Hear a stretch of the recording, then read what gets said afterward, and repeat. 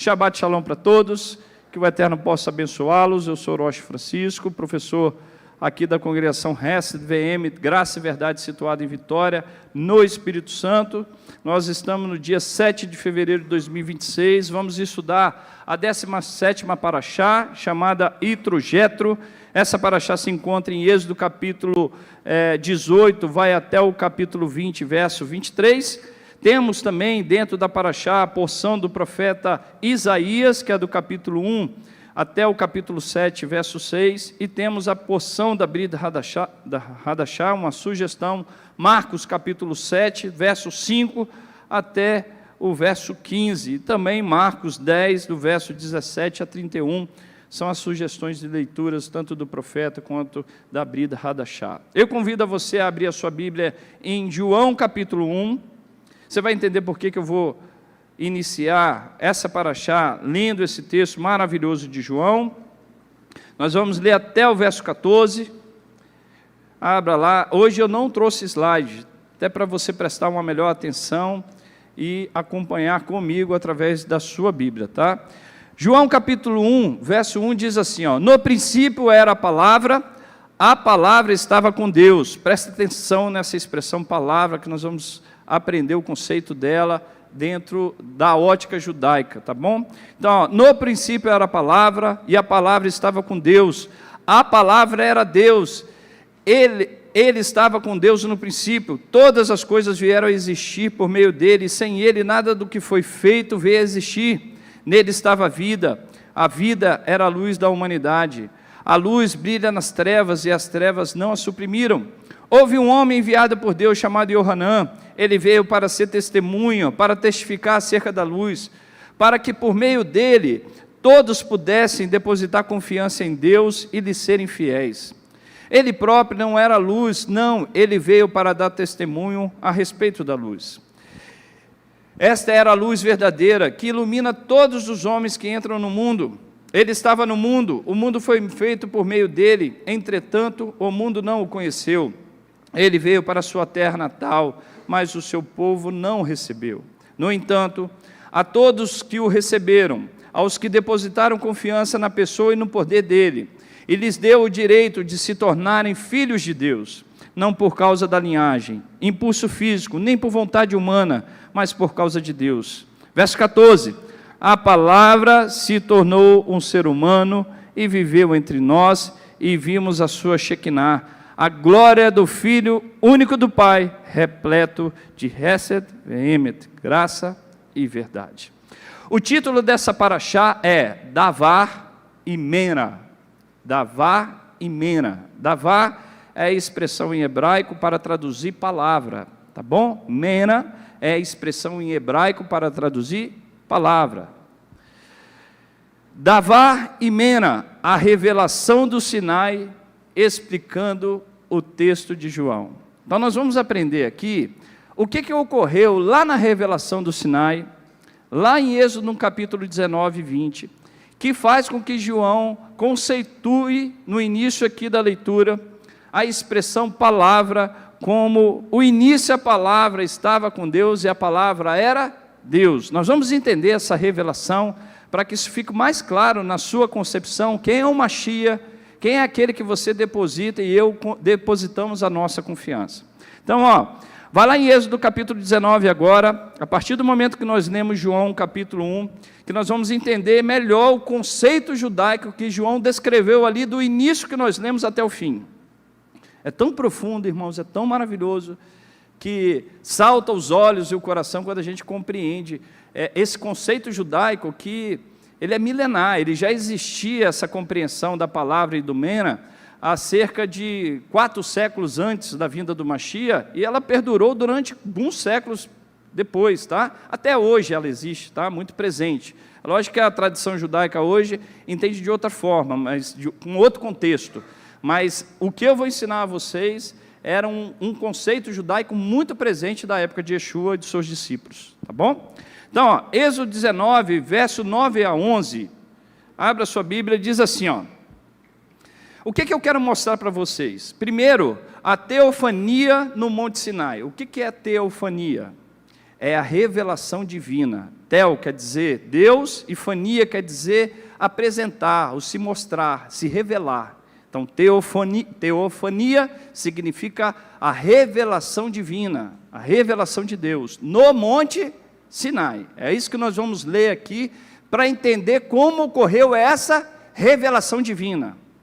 Então lá, ó, Êxodo 19, do verso 9 a 11, diz assim, ó: E disse o Senhor a Moisés: Eis que eu virei a ti numa nuvem espessa, para que o povo ouça, falando eu contigo, e para que também te creiam eternamente, porque Moisés tinha anunciado as palavras do seu povo ao Senhor. Disse também o Senhor a Moisés: Vai ao povo, e santifica-os hoje e amanhã, e lavem eles as suas roupas, e estejam prontos para o terceiro dia, porquanto no terceiro dia o Senhor descerá diante dos olhos de todo o povo, e de todo o povo sobre o monte Sinai. Irmãos, alguns detalhes aqui dessa narrativa bíblica, ela foge ao padrão normal do que a Bíblia prescrevia. Dentro de Bereshit, né, e estudando as parashotes, você vai perceber que alguns detalhes aqui fogem à normalidade. Porque quando a gente começa a ler, você vai ver que fala assim, ó: eu virei a ti numa nuvem espessa. A pergunta que eu faço: será que Moisés já não estava na presença de Deus? Por que Deus precisava ir até ele? Olha a expressão utilizada: eu virei a ti, Moisés. Uai, mas Deus está em todo lugar, Deus está em todo ambiente, por que ele precisava ir até aquele ambiente onde Moisés estava? Então, eu virei a ti. Logo no final lá nós lemos, ó: no terceiro dia Deus descerá diante dos olhos. Então aqui não é, você vai ver que a Torá, ela usa de uma linguagem metafórica em muitos momentos. Ela usa de metáforas para que a gente tenha uma razão humana para compreender aquilo que o Eterno está querendo explicar. Quando fala que Deus tem coração, de fato Deus tem coração? Não. Quando fala que os olhos de Deus viram, é uma linguagem para que eu e você entenda que aquela ação divina está nos acompanhando, conhece os nossos atos, mas Deus não tem os olhos físicos que nós temos. Quando fala que Deus tem raiva, não é o mesmo sentimento que eu e você possuímos. Deus é justo, Ele está trazendo ali a sua justiça. Ele não tem um sentimento de raiva que foge do controle humano. Deus vinga, não é o mesmo sentimento de vingança que nós agimos, mas é para que a nossa racionalidade possa captar aquela ação divina. Mas nesse exato momento, nessa situação descrita aqui em Êxodo 19, 20, não era uma linguagem de metáfora, era uma realidade, que os sábios se debruçaram sobre ela. Por que Deus está dizendo que Ele vai descer? Por que Deus está dizendo que Ele vai ao encontro de Moisés? Aqui tem uma linguagem da Torá que não é uma linguagem metafórica. Eu acho que metafórica está correto? Tá, né? Não é uma linguagem metafórica. Então vamos continuar. Ó. Olha o texto que diz assim, ó: aqui, onde que o texto diz que a presença divina estaria sendo representada? Através da nuvem espessa. Aqui aparece a nuvem espessa. A tradição entende esse conceito como o véu. Você lembra lá do véu que separava o ambiente comum do ambiente sagrado? Que ali só o sumo sacerdote poderia passar daquela parte, né? É como que se a nuvem fosse também a ligação, a representatividade da presença divina sobre a nuvem. Era como que se fosse a intermediação entre o sagrado e aquilo que é finito, aquilo que é físico. Então, a nuvem aqui, ela tinha um aspecto de separar aquilo que era sagrado daquilo que era físico, mas ela era uma presença real, verdadeira. Não era totalmente acessível, mas habitável. Era uma presença presencial, visível. Olha o verso 16, vale para o verso 16. E aconteceu que ao terceiro dia, ao amanhecer, houve trovões, relâmpagos, sobre o monte, em uma espessa nuvem, e um sonido de trombeta, shofar, né? E o shofar muito forte, de maneira que estremeceu todo o povo que estava no arraial. E Moisés levou o povo fora do arraial ao encontro de Deus. Uma pergunta que eu faço a vocês: aonde o povo está, Deus não estava? Por que Moisés teve que levar o povo ao encontro de Deus? Porque no Monte Sinai havia uma manifestação divina presencial e visível e sensível, as pessoas sentiam essa presença. Então, embora Deus esteja presente em todos os ambientes, aquele momento, naquele local, naquele ambiente, no Monte Sinai, havia uma manifestação divina. E Moisés levou o povo do arraial ao encontro de Deus, e puseram-se ao pé do monte. E todo o Monte Sinai fumegava, porque o Senhor descera sobre ele em fogo. Ó, de novo a expressão. E a sua fumaça subiu como fumaça de uma fornalha, e todo o monte tremia grandemente. Você lembra quando o Mishkan, o tabernáculo, foi inaugurado? O que aconteceu que representou a presença divina? Que Arão e os líderes não puderam entrar. A fumaça, a nuvem, que representava a manifestação da presença divina, presencial, ela estava ali presente. De maneira que quando dois corpos estão presentes, eles não podem estar no mesmo ambiente, no mesmo ambiente não, no mesmo local, né, no mesmo lugar. Então, como ele tem uma ocupação, a presença de Deus, e essa é a ideia da Torá, Deus se manifestou, você não pode estar no mesmo ambiente. Você pode estar ali vivenciando e desfrutando, mas eu e o Lucas não podemos ficar no mesmo lugar que estamos aqui, que eu estou aqui. Dois corpos não vão conseguir estar no mesmo local certinho. Mesmo espaço, mesmo espaço. Então aqui, quando a presença de Deus se manifestou no Mishkan, eles tiveram que sair, porque ela era presencial.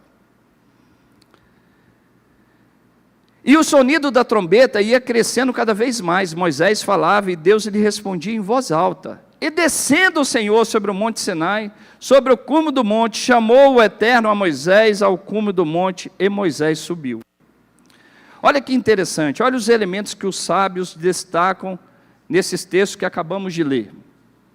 Trovões, kolot em hebraico, literalmente significa vozes, kolot, kol é voz, kolot está no plural, vozes. Havia um fogo, nós lemos aqui do fogo, havia a fumaça que representava a presença divina, havia o tremor do monte que era a representatividade da criação, recebendo aquela manifestação divina, e o povo temeu tanto que ele fala assim: Moisés, olha só, não fala Deus conosco, fala você, Deus fala com você e você nos repete, de tanto tremor e pavor que foi aquela situação, porque a criação estava reagindo à manifestação divina, os montes tremeram. E o chofar crescente, não um som humano, um som divino, E a criação reagia a essa manifestação divina com o tremor do monte. O Eterno desceu sobre o monte Sinai, no cume do monte. A tradição discute isso de forma longa.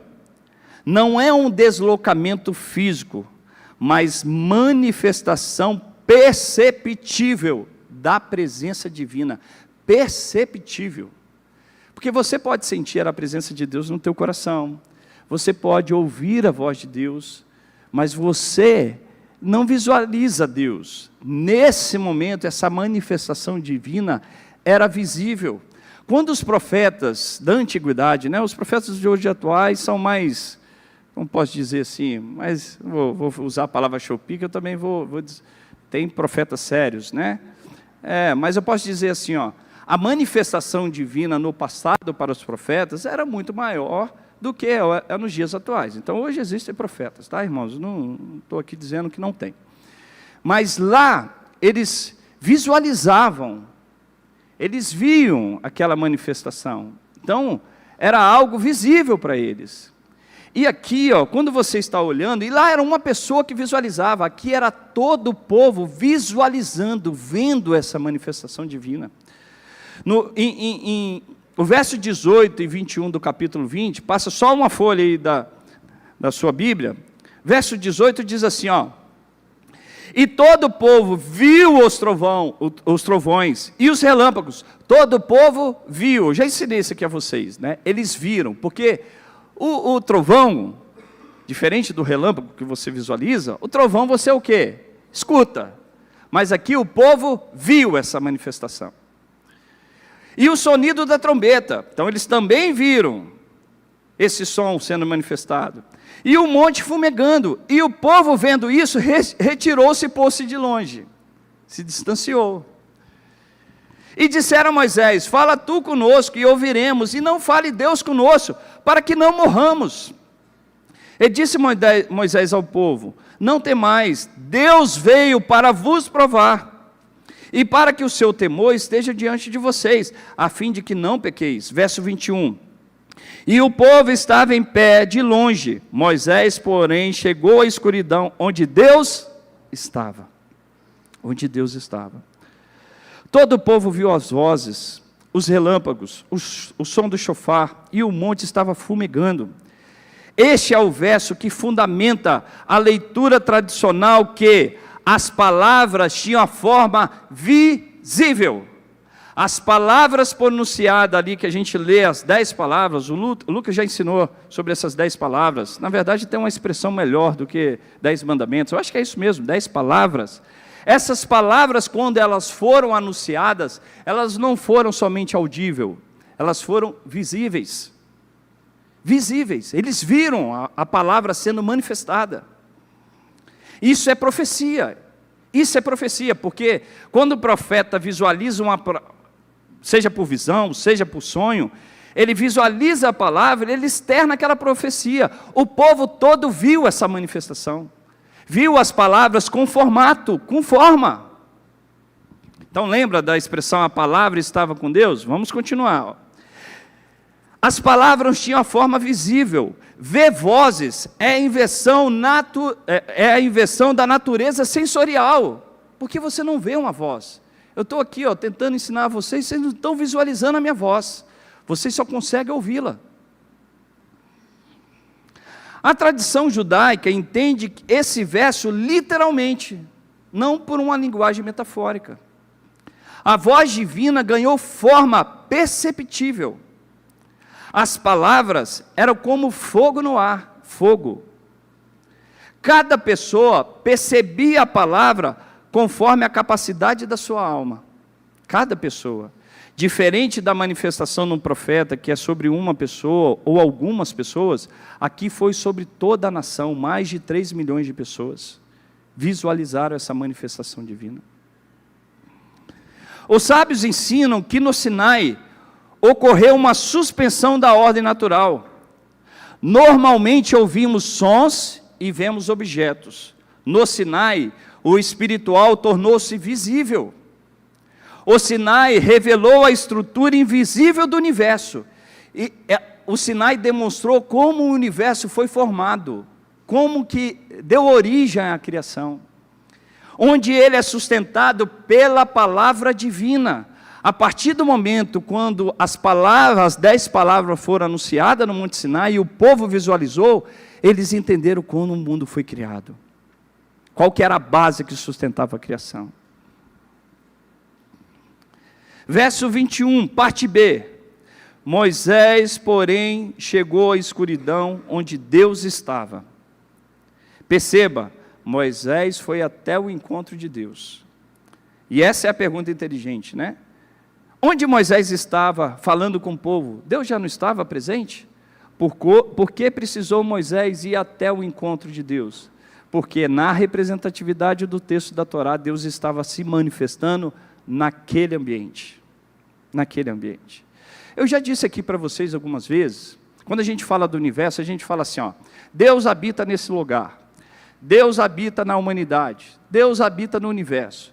Tudo que a gente fala que nós habitamos, aquilo que nos cerca, que está sendo o cenário da nossa habitação, por consequência, se torna maior do que eu. Então, se eu habito na minha casa, é porque a minha casa é um ambiente maior do que a minha presença, né? Para dizer que eu estou habitando. Quando eu falo que Deus habita nessa casa, quando eu falo que Deus habita no universo, dá a compreensão que o universo é maior do que quem? Do que Deus. Essa não é uma compreensão judaica correta. Porque quando fala Deus lá que ia habitar na casa feita por Salomão, mesmo Salomão fala assim, nem os céus dos céus é capaz de quê? De te conter. O conceito judaico não é que Deus está no universo, mas o universo está em Deus. Então quando a gente vai olhando os cientistas aí, que não conseguem encontrar uma finitude para o universo, você compreende a grandeza de Deus, porque todas as coisas compreendem, onde o Criador, como que eu posso dizer? Todas as coisas estão no Criador.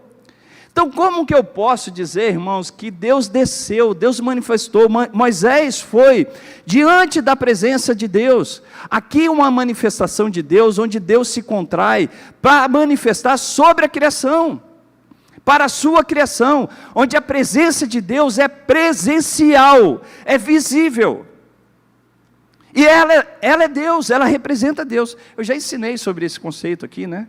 Você lembra lá quando eu falava do Tsim Tsum, que é um conceito judaico, que Deus se contrai para falar com o teu povo, e esse é um conceito judaico? Lembra do raio solar, que a gente já ensinou sobre ele, né?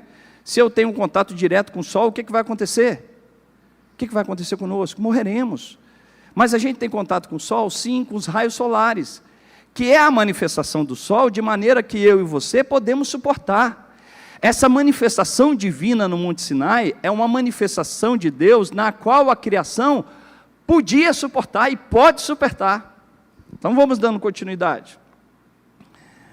Em resumo, houve uma manifestação divina no Sinai, habitada em uma nuvem espessa, que desceu no Sinai, que saiu de um ambiente e foi para o outro, onde as pessoas deveriam se preparar e ir até o seu encontro. E nessa manifestação, cada palavra era uma realidade visível e audível. Visível e audível. E a partir dela, uma reação da criação. Então, presta atenção, a palavra de Deus se manifestou e habitou no meio do povo. Familiar essa frase? A palavra de Deus se manifestou e habitou no meio do povo. O que João diz? A palavra se fez carne e habitou entre nós. Entre nós quem? A gente pode levar entre nós a humanidade, mas também pode ser entre nós, povo judeu. Porque essa manifestação divina no Monte Sinai foi para quem? Para o povo judeu. E pode ser, a palavra que lá se manifestou no Monte Sinai e habitou no meio de nós, é a mesma palavra que está sendo revelada aqui, que habitou no meio de nós. Ela fala, né, como a glória do Filho unigênito, cheio de Hesed, verdade. Isso é tão maravilhoso, porque no Targum, que nós vamos aprender um pouquinho mais à frente, essa expressão que a palavra de Deus, o Mena de Deus, que se expressa, ela é a força criadora divina, de Deus. E quando ele usa essa expressão, glória de Deus, cheio de Hesed VM, cheia de graça, quando você vai olhar na descrição literal de como é Gênesis capítulo 1, lá no verso 3, que diz assim, que o Espírito de Deus parava sobre as águas, o Targum traduz como a misericórdia de Deus estava ali presente, e a partir dessa misericórdia, ou seja, dessa manifestação divina plausível e visível ao ser humano, o mundo pode ser criado. Por isso que João usa a expressão aqui, Hesed VM, cheio de graça e verdade, também conectada lá com Êxodo 34:6, tá? Mas assim, é a misericórdia, é a bondade de Deus, é a sua manifestação que cria o mundo, né? Então, a palavra de Deus se manifestou no Monte Sinai e habitou no meio do povo. Agora a gente vai falar sobre o conceito de davá. O que é davá em hebraico? Palavras. Em português, palavras. Em Gênesis 1, verso 1 a 3, diz assim, no princípio criou Deus os céus e a terra era sem forma e vazia, e havia as trevas sobre a face do abismo, e o Espírito de Deus se movia sobre a face das águas. E disse Deus, haja luz, e o que ocorreu? Haja luz e houve luz. Olha que interessante, irmãos. A palavra divina, a expressão divina, a manifestação divina, quando ela é pronunciada, é diferente de mim e você.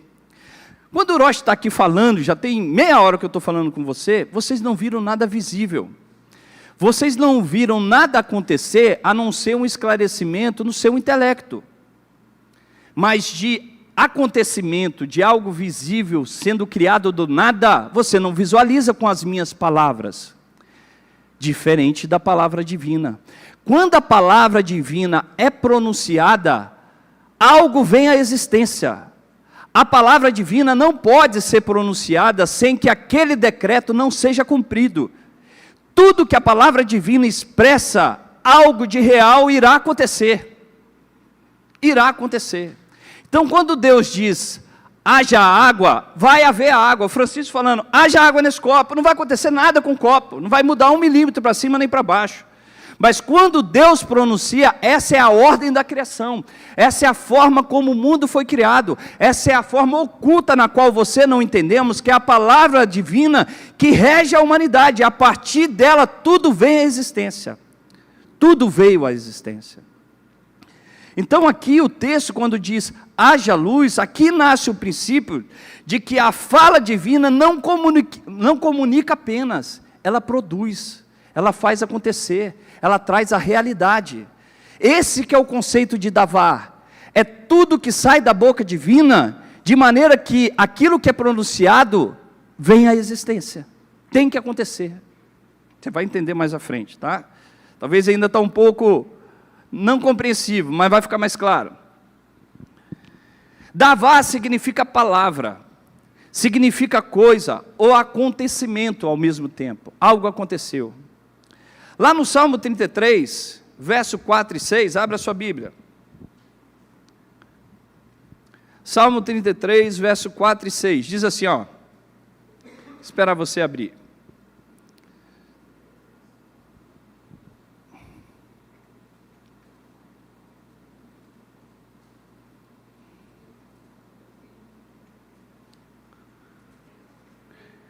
Tem que pegar o microfone aí, o Shudek. Espera aí.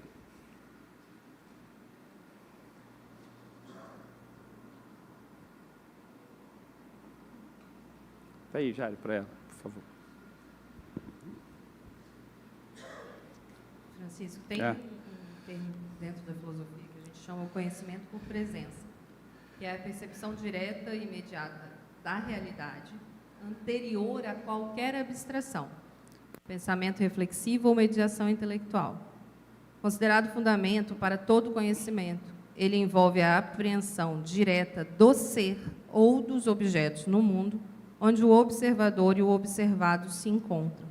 Então, quando a gente estuda sobre esse conhecimento da presença, é exatamente isso que você está falando. Algo que era abstrato e houve o que eles viam, os trovões, toda a manifestação, e aquilo que era abstrato passou a ser real a partir da palavra de ordem. E aí aquilo que você era o observador, você se encontra com aquilo que você está observando. Muito bom, perfeito. Aqui em Salmos 33, verso 4, diz assim, ó. Porque a palavra do Senhor é reta e todas as suas obras são fiéis. Olha o verso 5. Ele ama a justiça e o juízo. A terra está cheia de bondade do Senhor. Pela palavra do Senhor foram feitos os céus. Então, irmãos, o que eu quero que você entenda? Ali no Monte Sinai aconteceu uma manifestação divina, que a partir dessa manifestação, 10 palavras, 10 pronunciamentos são ditos. E esse pronunciamento dá ordem à criação. Ele se manifesta, ele é visível. Quando você visualiza que essa palavra que cria o mundo, você vai ver que o conceito é o mesmo. Existe uma ordem dentro da criação que faz com que essa manifestação divina, chamada de palavra, possa dar existência e estrutura ao mundo. Existência e vida, estrutura ao mundo. E aqui o texto diz, ó, pela palavra do Senhor foram feitos os céus. Eu vou para vocês captarem melhor, eu vou mudar aqui a expressão palavra e vou falar assim, ó, pela manifestação do Senhor através da palavra, foram criados os céus, e todo o exército deles pelo Espírito da sua boca, pelo Espírito da sua boca. A tradição afirma que as letras hebraicas são os códigos da criação, e que o mundo continua existindo, porque Deus continua falando, Deus continua falando. O Sinai, presta atenção nessa frase, ó. A revelação do Sinai não é um evento isolado, é a revelação pública de como Gênesis sempre funcionou. Sempre funcionou. Quando nós vemos Yeshua se manifestando presencialmente no meio de nós, não era algo novo. Era a manifestação pública como Gênesis sempre funcionou. Quando você viu a revelação do Sinai, não era algo novo. Deus descendo e se manifestando na sua criação e habitando no meio do povo. Era a manifestação pública de como Gênesis sempre funcionou. Quando você viu lá, no início da criação, que o mundo era sem forma e vazia, que estava um caos, que precisou o Espírito de Deus parar sobre a água, e que houve luz, que falou Deus que haja luz, e houve luz, é a forma como Deus se manifesta no mundo, e como desde o princípio de Gênesis, assim o mundo funciona. Deus se manifestando no meio do seu povo. Cada revelação, nas etapas da humanidade, será diferente.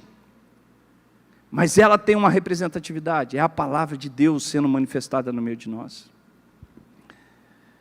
Olha que interessante a outra parte que eu vou entrar. Existem alguns escritos judaicos chamados de Targum, no plural Targumim. Quando os judeus foram levados ao cativeiro babilônico, muitos judeus desceram, a maioria dos sábios desceram para a Babilônia, e ali, com o passar do tempo, o hebraico foi perdendo a força que tinha nas Sagradas Escrituras e foi dando lugar para o aramaico. O aramaico, na verdade, eu posso dizer que é uma linguagem utilizada, meio que uma mescla entre o hebraico e uma língua estrangeira. Então, esse é o aramaico. A partir desse momento, você vai ver que muitos escritos judaicos, eles tiveram forma em aramaico. No período de Yeshua, a presença do aramaico era tão forte quanto do hebraico. Alguns escritores dizem que é até maior. Até maior. Esses escritos, quando vocês pegam a tradição judaica, trazendo explicação da lei oral, em alguns momentos, você vai ver que muitas coisas que foram escritas no Talmud vieram do aramaico. Você vai perceber que durante muito tempo os judeus não transcreviam aquilo que a tradição oral ensinava. Só a partir do 1º século, pós a era do Mashiach, que começou a escrever, com medo de perder e não tendo mais a referência do território de Israel, começou a escrever essas tradições. Essa tradição que traz os escritos que estão em aramaico é chamado de Targum. Targum significa literalmente em aramaico tradução. Nas sinagogas, no período de Yeshua, alguém lia em aramaico e alguém traduzia aquilo que estava sendo lido. Tem um comentário lá da tradição judaica que fala assim, ó, não pode 2 lendo e 2 traduzindo, tem que ser um lendo e um traduzindo, eles discutem esse ponto. Mas sempre na sinagoga tinha alguém que lia e alguém que traduzia. Então, esses escritos em aramaico é chamado de Targum, Targum Onkelos, que era um gentio que se converteu, Targum de Jerusalém. O Targum, por que eu estou falando sobre o Targum?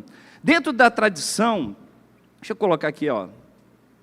Dentro desses escritos, todas as vezes que havia uma ação divina escrita do hebraico, e eles queriam traduzir isso para o aramaico, eles, ao escreverem Deus fez, Deus falou, Deus expressou, eles utilizam a expressão mena, que significa a palavra. O mena de Deus fez, o mena de Deus agiu, o mena de Deus falou, o mena de Deus se manifestou. Essa palavra de Deus se manifesta. Ele não usa só a expressão Deus falou, Deus usou, Deus riu, Deus chorou. Eles falam, o mena, a palavra de Deus se manifestou. Olha que interessante, ó.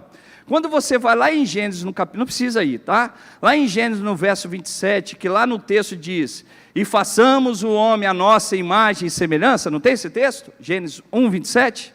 No Targum está escrito assim, ó, e a palavra mena do Senhor criou um homem à sua imagem e à sua semelhança. A palavra de Deus criou, a manifestação de Deus criou. Lembra, o que é a palavra? É uma manifestação divina na qual eu e você podemos suportá-la. Ela é a imagem exata de Deus? Ainda não. Mas ela é daquilo que a gente pode suportar da presença de Deus. Lá no Gênesis 3, verso 9, você lembra quando Adão e Eva cometem o pecado? O que eles fazem? Eles escondem de Deus. Aí fala que a voz de Deus andava passeava entre os jardins, no jardim. O Targum traduz: e o Mena de Adonai chamou Adão e lhe disse. A palavra estava manifestada para Adão e Eva. Ela era visível para eles, era uma manifestação visível. O Mena, que é o mesmo conceito de Davar. Lá em Êxodo 20, que nós lemos, o Targum traduz: e o Mena de Adonai desceu. E o Mena de Adonai falou, pronunciou as palavras. Olha que é diferente, você percebe? Mas o conceito está ali. A manifestação de Deus, essa palavra que manifestou e habitou no meio de nós, ela está sendo utilizada. Ela é a força criadora do mundo. Quando habitava no Mishkan, eles traduzem: o Mena de Adonai habitou no Mishkan, no meio do povo. Na visão dos Targumins, a Mena é a forma como Deus transcende, é a forma como Deus transcendente age no mundo sem ser reduzido à forma física. É como Deus se manifesta no mundo sem ser reduzido à finitude do ser humano. Mas é a forma que Deus se manifesta de maneira que eu e você podemos suportar. Continua sendo Deus, irmãos? Me respondem. Sim, é Deus se manifestando. Entendendo isso, você vai compreender como que era o pensamento judaico no período do segundo templo. Nesse período, quando alguém dizia a palavra de Deus, a mente judaica entendia força criadora, presença reveladora, manifestação divina habitável. Então, sempre que naquele período se falava o Mena, a palavra de Deus, era algo como a força criadora de Deus, a presença reveladora de Deus e a manifestação divina habitável. E agora, você voltando lá para João, volta lá para João capítulo 1. João 1. Fica mais fácil de você entender nesse contexto judaico. Judaico, não é romano. Ele não é estrangeiro, é um conceito judaico. Fica mais fácil você lendo João capítulo 1, verso 1 a 3. Olha o que diz. No princípio era a palavra, a manifestação divina, que habita no meio do homem, da humanidade, que desce e se revela. O verbo estava com Deus. Esse verbo que estava com Deus é Deus? É Deus.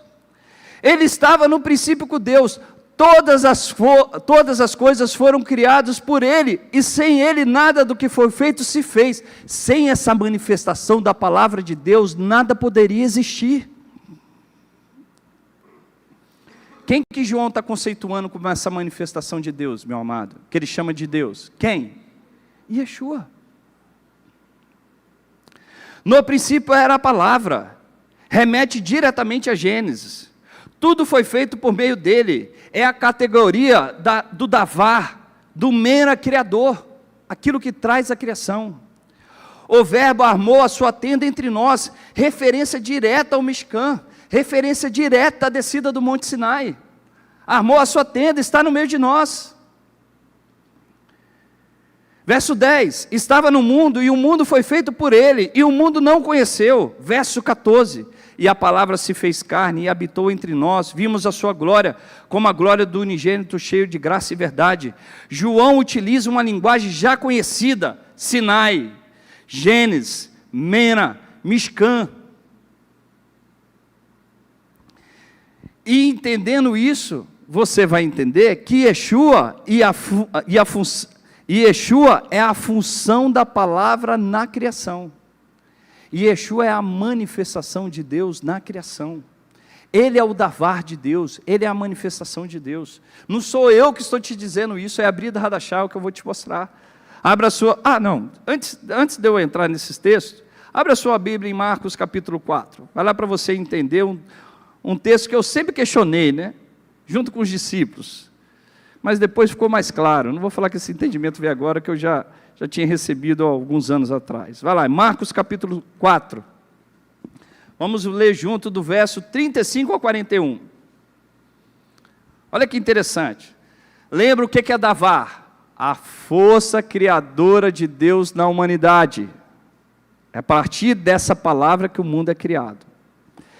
Nada pode fugir dessa ordem. Tudo que é dito por ela acontece e vira real. Entenderam isso? Então vamos lá. Verso 35. E naquele dia, sendo já tarde, disse-lhes: passemos para o outro lado. E eles, deixando a multidão, o levaram consigo, assim como estava no barco, e havia também com ele outros barquinhos. E levantou-se grande temporal do vento, e subia as ondas por cima do barco, de maneira que já se enchia. E ele estava na popa, dormindo sobre uma almofada, e despertaram dizendo: mestre, não se ter, dá que pereçamos. E ele, despertando, repreendeu o vento e disse ao mar: cala-te, aquieta-te. E o vento se aquietou, e houve grande bonança. E disse-lhe: por que estáis tão temorosos? Como não têm fé? E sentiram um grande tremor, e diziam uns aos outros: mas quem é este, que até o vento e o mar lhe obedecem? Irmãos, presta atenção no que eu vou dizer. Você precisa entender, aqui Yeshua não ora, ele não pede, ele fala, ele ordena, e o mar e o vento param conforme a sua ordem. Por que isso acontece? Porque o Davar, a manifestação divina, o Mena de Adonai, tudo que ele pronuncia, acontece, ocorre, e o mundo é criado desde Bereshit, desde Gênesis, dessa forma. Essa é a palavra do poder, a manifestação divina que dá a ordem, e aquilo que foi dito tem que ocorrer. Por isso, quando ele chegava para a figueira, dizendo que a figueira, né, a árvore que não dava fruto, e ele fala para que ela morra, ela morria. Quando alguém estava morto e ele ordenava ser ressuscitado, ressuscitava. Quando ele pedia a alguém que estava paralítico, ele ordenava, ele voltava a andar. Quando o cego não via e ele ordenava, ele voltava a ver, porque essa é a ordem da criação, essa manifestação divina, Yeshua HaMashiach, a sua palavra é a ordem desde o início da criação. Ele é a palavra que estava com Deus e habita no meio de nós. Yeshua não ora, Yeshua não pede, Yeshua fala, e a criação obedece. Ele é a força criadora do eterno. Repreendeu o vento. O verbo usado é o mesmo quando se repreende algo com autoridade. Não é uma súplica, é a ordem criadora. Na mentalidade bíblica, mar e vento representam o caos primordial, né? E houve o quê? Bonança. Igual lá no início da criação, o mundo era sem forma e vazia. Haja luz e houve luz. Volta à ordem. O mesmo princípio, é só uma revelação diferente, mas o padrão é usado desde Bereshit. O mesmo padrão. Na mentalidade bíblica, quando Yeshua fala, o caos se organiza, a cena remete à criação, a reação dos discípulos, muitas vezes é a mesma nossa, né? Quem é este que até o vento e o mar lhe obedecem? Essa pergunta só faz sentido dentro dessa teologia. Somente a palavra criadora tem autoridade sobre esses elementos. Somente a palavra. Eu posso chegar para o Isaac que está correndo aqui, eu falo: para, Isaac! Na maioria das vezes ele não obedece, não. Nem nessa criadora eu estou conseguindo. Mas em alguns momentos ele para. Mas eu posso falar para o vento o que eu quiser. O vento não vai obedecer minha voz. Mas a força criadora de Hashem, ela obedece. Oi. Fala, Márcia.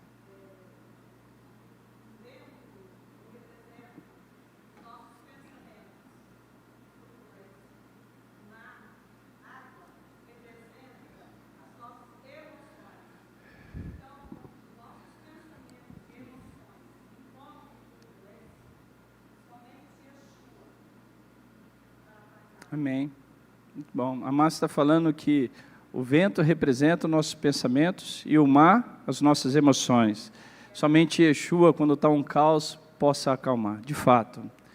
Irmãos, essa manifestação divina, por isso que Yeshua diz que a forma que nós podemos ter vida é através dele. Ele é a nossa intermediação entre nós, seres humanos, e o Criador. E é somente nele que nós podemos desfrutar dessa vida. Você não pode abrir mão do nosso Mashiach. Esses dias eu vi, até compartilhei com o Lucas, um rabino muito conhecido aí nas redes sociais. Eu esqueci o nome dele. Acho que é Sani. Chamando, ensinando de Sião, de seita, chamando o Rabino Marcelo como, o Rabino Mateus como um não-judeu, né? Não vou usar a expressão que ele estava usando.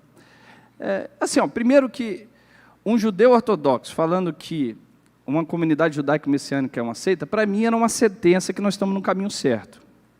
Porque era assim que os discípulos eram chamados. Você lembra lá em Atos capítulo 24, verso 14, que o Paulo fala assim, conforme o caminho a quem vocês chamam de seita, assim sirvo aos deuses dos nossos pais, crendo tudo que está escrito na lei e nos profetas. Aí assim, uma coisa dessa crítica que eu falo que tem tudo a ver, que ele fala assim, eles não são judaísmo, e não somos. O problema dele é que ele acha que nós falamos que somos. Eu estou falando pelo ensinante de Sião e estou falando por essa casa, porque eu os conheço. Nunca ouvi no ensinante de Sião falando que eles ensinam o judaísmo. Você nunca vai encontrar isso aqui, irmãos. Nós ensinamos tradição judaica, que é maravilhosa, que na sua esmagadora maioria tem ensinamentos maravilhosos para nós, mas quando nós nos deparamos sobre o nosso Mashiach, a gente chama essa comunidade de congregação judaica messiânica para diferenciar do judaísmo tradicional, porque diferenciamos do Mashiach. Ele é a manifestação de Deus para nós, e não abrimos mão disso. Não abrimos. Se você quer conhecer judaísmo, aqui não é o lugar. Você vai aprender tradição judaica, que para nós não tem o mesmo patamar do mandamento divino. São ensinamentos maravilhosos que nós acolhemos, que respeitamos e amamos, mas precisa entender, nós nunca ensinamos, e eu falo pela ensinante de Sião também, nunca ensinou sobre judaísmo, nunca falou, vem aqui para se converter ao judaísmo, vem aqui para você fazer a sua Brit Milá, vem aqui para você passar por um processo de conversão, nunca, ele está se enganando. Chamar de seita, tudo bem, até seita, porque na concepção dele, é uma seita quando você prega Yeshua. Mas para nós é a manifestação divina da ordem da criação, e não abrimos mão dele, e chamamos congregação judaica messiânica para diferenciar, que aqui aprendemos princípios judaicos, olhando o Mashiach, sem tirar o olho dele, porque senão eu vou falar de tradição judaica, vou falar de um monte de coisa aqui para você, não vamos fazer o serviço de A a Z aqui, que não vai trazer proveito para nós, não pode trazer proveito, irmãos, mas sem tirar o Mashiach, sem tirar a figura dele. Então assim, ele está certo em dizer que nos olhos dele é uma seita, mas para nós se torna uma sentença de que estamos no caminho certo, porque não abrimos mão do Mashiach, e não abrimos, com todo respeito à palavra dele, tá? Tem um direito. Se eu quero te dizer, quer aprender tradição judaica? Procura o Rabino Sani, Rabino Rony, Rabino Eliarro, Oreventura, você vai aprender. Quer aprender por Mashiach, Yeshua, que é a palavra de Deus revelada, que para nós é o fundamento da nossa fé, vem aqui para a nossa comunidade Hesed VM, colocando os pingos nos is, meus amados. Isso aqui é muito claro, vocês precisam entender isso. Rocha, por que nós fazemos aqui o serviço judaico? Irmãos, fazemos porque é maravilhoso. Tem coisa, mas não estamos aqui querendo ensinar vocês a seguir esse serviço judaico literalmente como ele é, porque não é, senão eu ia estar mentindo para você. Não fazemos o serviço de Shaharit conforme a tradição judaica hoje faz. E tudo bem para nós, estou super feliz com a forma que fazemos. Entende? Queremos imitar o judaísmo? Lógico que não. Queremos abraçar o judaísmo como fundamento de muitas coisas que são maravilhosas para nós, mas o fundamento da nossa fé se chama Yeshua HaMashiach, não abrimos mão dele. Hebreus capítulo 1, vamos entender agora, a palavra criadora que tem autoridade sobre a humanidade. Olha o pensamento dos judeus messiânicos da época. Olha o que eles disseram acerca desse Mashiach. Hebreus 1, verso 1 a 3. Diz assim, eu vou ler aqui por causa do tempo, tá?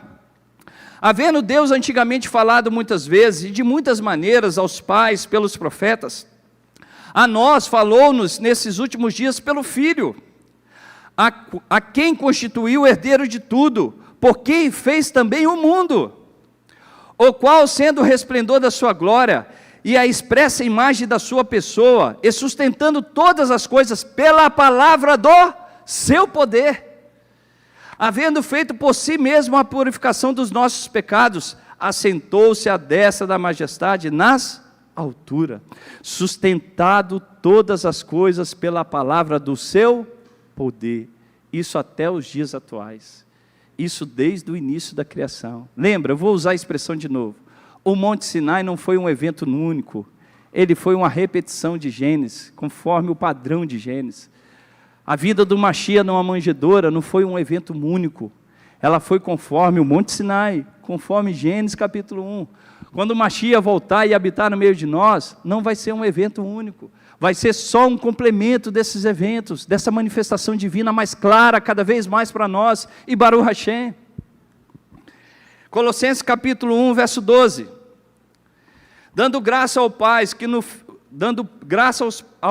que nos fez idôneos para participar da herança dos santos na luz, o qual nos tirou da potestade das trevas e nos transportou para o reino do Filho do seu amor, em que temos a redenção pelo seu sangue, a saber, a remissão dos pecados, o qual é a imagem do Deus invisível, primogênito de toda a criação, porque nele foram criadas todas as coisas que há nos céus e na terra, visíveis e invisíveis, sejam tronos, sejam dominações, sejam principados, sejam potestades, tudo foi criado por ele e para ele. Ele é antes de todas as coisas, e todas as coisas subsistem por ele.